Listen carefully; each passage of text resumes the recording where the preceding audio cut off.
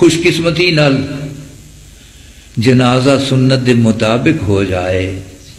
اللہ اکبر. بڑیاں حکمتاں نے جنازے اندر، بڑے فائدے نے جنازے اندر.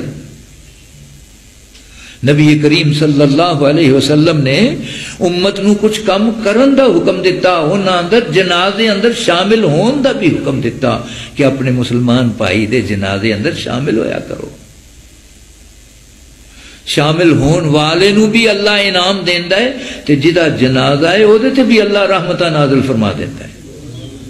جنازہ کی ہے؟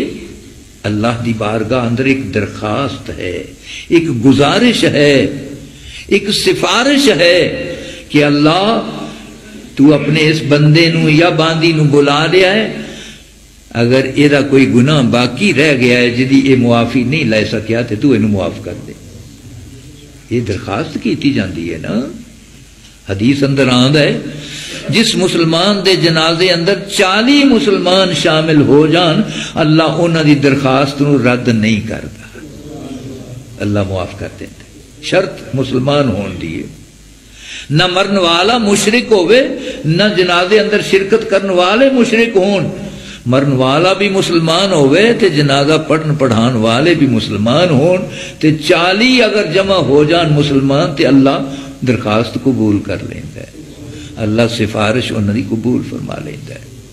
جنازہ فرمایا جنازہ جس ویلے سنت دے مطابق ہو جاندہ ہے. اور ایک صحابی رضی اللہ تعالی عنہ انہوں دا واقعہ آندہ ہے کہ انہوں ایک جنازے اندر نبی کریم صلی اللہ علیہ وسلم کو جس ویلے دعاواں سنیا نا تے بیٹھ کے حسرت نال کہہ رہے نے کاش کہ میری میت ہوندی تے اے دعاواں آپ میرے تے پڑھ دے. سانو تے آج پتہ ہی نہیں لگدا جنازہ شروع کدوں ہویا ہے تے ختم کدوں ہو گیا. صحابی حسرت نل کہہ رہا ہے کاش کہ میری میت ہوندی، میرا جنازہ ہوندا اور اے دعاواں میرے تے پڑھ دے رسول اللہ صلی اللہ علیہ وسلم. اور انہاں دعاواں اندر ایک دعا اے بھی ہوندی اللہم ثبتہ بالقول الثابت فإنہ یسأل الآن.